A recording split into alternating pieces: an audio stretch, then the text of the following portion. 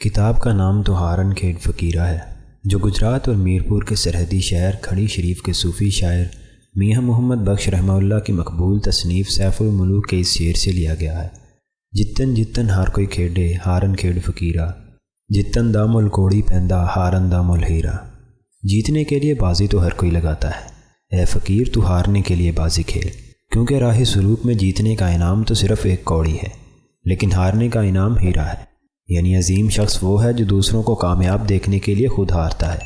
یوں تو صاحب کتاب کی پوری زندگی اسی کھیل سے عبارت رہی ہے، لیکن کتاب کے اس بڑے عنوان کے ساتھ جو انہوں نے 3 چھوٹے چھوٹے فقرے تحریر کیے ہیں، اس میں انہوں نے اپنی پوری زندگی سمو کر رکھ دی ہے۔ دوآبے کا بدو، دوآبہ دراصل دریائے چناب اور جہلم کے درمیان کا علاقہ ہے، جس میں اس کا آبائی گاؤں تھا۔ اس خطے کے رہنے والوں کو بدوؤں سے تشبیہ دینا دراصل ان متلاشی حق لوگوں سے رشتہ قائم کرنا تھا، جو حجاز میں پھوٹنے والی سید الانبیاء صلی اللہ علیہ وسلم کی روشنی کی جانب کشاں کشاں چلے آئے تھے۔ بستی میں اجنبی ہر اس شخص کا استعارہ ہے جو شہر کی زندگی اور تہذیب نو میں اپنے اصولوں کی وجہ سے تنہا اور اجنبی نظر آتا ہے۔ لشکر میں تنہا 2 طرح سے صاحب کتاب کی زندگی کی علامت ہے۔ ایک تو فوج میں ملازم تھا اور بغاوت کے جرم میں اس دور میں اٹک جیل میں قید رہا، جب پاکستان ضیاء الحق کی سرکردی اور امریکا کی ہمرکابی میں افغان جنگ لڑ رہا تھا۔ یہ تنہائی تو بظاہر ظاہر کی تنہائی ہے، لیکن لشکر میں رہنے کی اصل تنہائی اس کا اپنے ساتھیوں سے مختلف سوچ رکھنا ہے، جو یونیفارم کے ڈسپلن کی قید میں ایسے بن جاتے ہیں کہ کوئی اپنا عقیدہ، آزادی فکر اور حریت اظہار تک قربان کر دیتے ہیں۔ میجر آفتاب احمد ایک ایسا نام ہے جسے میں اپنی جوانی کے ایام میں اخبار کی ڈھکی چھپی خبروں اور نجی محفلوں کی داستانوں سے جانتا تھا۔ ایک دن اچانک میرے ایک اور انقلابی دوست حال مقیم جمہوری پبلشر فرق سہیل گوئندی کے کتابوں کے ڈھیر سے لدے پھدے دفتر میں ملا تو میرے لیے یہ ایک حیرت کا سما تھا۔ اس قدر منکسر المزاج شخص میرے لیے مزید حیرانی کا باعث بنا۔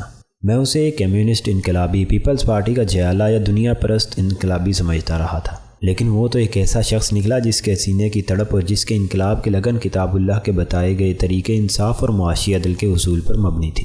تحسین فراقی نے تو اسے سرنگا پٹم کے شہید فتح علی ٹیپو، قسطنطنیہ کے فاتح سلطان محمد، مصر کے شہید انقلاب سید قطب اور برصغیر کے علامہ اقبال، مولانا محمد علی جوہر، علامہ مشرقی اور مولانا مودودی کے قافلے کا ہمرکاب ہی نہیں بلکہ ہمعصر قرار دیا ہے۔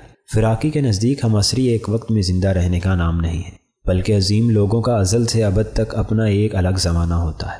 میجر آفتاب کا اور میرا ایک دکھ مشترک ہے۔ ہمارے اس دکھ کے حوالے سے دونوں کی زندگی کا رخ بدلنے کی روایت بھی ایک جیسی ہے۔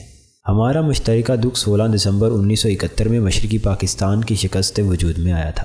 میں ان دنوں میں تقریباً 16 سال کا تھا۔ کتابیں پڑھنے کی بے ترتیبی نے مجھے الحاد کے دروازے پر لا کھڑا کر دیا تھا۔ نظریاتی طور پر کارل مارکس کے کمیونسٹ مینیفیسٹو کا اس قدر قائل تھا کہ اس عنوان شباب میں ہی بھٹو کو انقلابی رہنما سمجھ کر اس کی پارٹی کا جوشیلا کارکن بن گیا تھا۔ مگر جیسے ہی بھٹو نے گجرات کے ایک بہت بڑے سرمایہ دار کو ضلع کا چیئرمین بنایا تو پارٹی کا انقلابی جتھا عثمان فتح کی سربراہی میں پارٹی چھوڑ گیا۔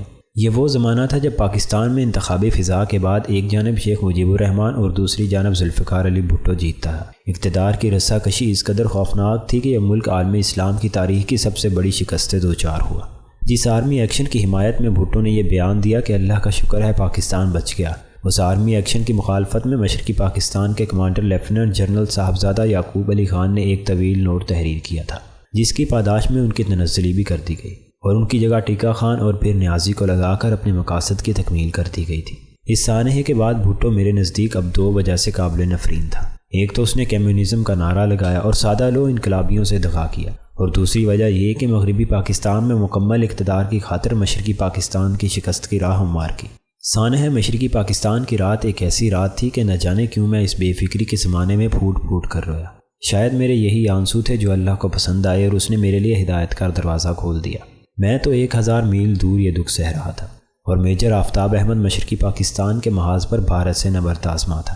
کیا بلا کا دلیر شہسوار تھا یہ شخص کہ جب اس کے کمانڈر کیپٹن اختر منیر مروت نے بزدلی دکھائی اور دفاعی مورچہ خالی کر دیا تو اس نے بزدلی دکھانے کے جرم میں ہی اپنے باس کو گرفتار کر لیا۔ یہ الگ کہانی ہے کہ اختر منیر مروت کو سانحہ مشرقی پاکستان کے انعام میں سول سروس کا DMG گروپ عطا کر دیا گیا اور وہ مرکزی سیکرٹری داخلہ بن کر ریٹائرڈ ہوا، مگر میجر آفتاب کو اس کی جولانی تباہ نے چین نہ لینے دیا اور اس نے اپنی ہی فوج کے کردار سے غیر مطمئن ہوتے ہوئے چند ساتھیوں کے ساتھ بغاوت کر دی۔ ایسے اہل جنوب باغیوں کا وہی انجام ہوتا ہے جو میجر آفتاب کا ہوا۔ اس فوج کو انگریز نے بر صغیر میں ہر بغاوت کو چلنے کے لیے مکمل طور پر ہر ہنر سے آراستہ کیا ہوا ہے۔ یہ الگ کہانی ہے کہ اس سادہ لو اور خالصتاً جذباتی بغاوت کو مصطفیٰ گھر جیسے کائیاں سیاستدان نے کیش کروانے کی کوشش کی اور اس کی اندرا گاندھی سے ملاقاتیں تشتے ازبام ہوئی۔ میجر آفتاب اس ساری سازشوں سے دور اٹک قلعے میں قید اپنی خوبصورت سوانح تحریر کرتا رہا۔ جنرل اسلم بیگ اسے جانتا تھا۔ اسے معلوم تھا کہ یہ وہی بہادر شخص ہے جس نے بھارت کی فوج کے سامنے ہتھیار ڈالنے کے بجائے برما فرار ہونا پسند کیا تھا۔ اسے بے نظیر کی حکومت میں رہائی تو مل گئی، مگر اسے اپنی بے چینی اور اضطراب سے رہائی نہ مل سکی۔ اسے بے نظیر نے بھی گرفتار کر لیا اور سندھ کی جیلوں میں اپنے دور اقتدار میں گھمایا پھرایا۔ وہ آج تک خواب دیکھتا چلا آ رہا ہے، اس ملک میں اس انقلاب کا خواب جو ایک دن کتاب اللہ کے مطابق انسانوں کے دن بدل دے گا۔ میرے ڈرائنگ روم کے ایک گوشہ خاص میں عظیم مجاہد ملا محمد عمر کی پگڑی رکھی ہے، جو میرے جیسے عاجز شخص کو عنایت کی گئی۔ اس نے پگڑی دیکھی تو اس کی آنکھیں آنسوؤں سے تر ہو گئیں، یوں لگتا تھا کہ اس کے سارے خواب آنسوؤں میں سمٹ آئے ہوں۔ کتاب ہارن کھیڑ فقیرہ کیا ہے؟ اس ملک کے گزشتہ 50 سالوں کے زیر و بم کی داستان ہے۔ تحریر اس قدر جاندار ہے کہ آپ کو اپنے حصار میں لے لیتی ہے۔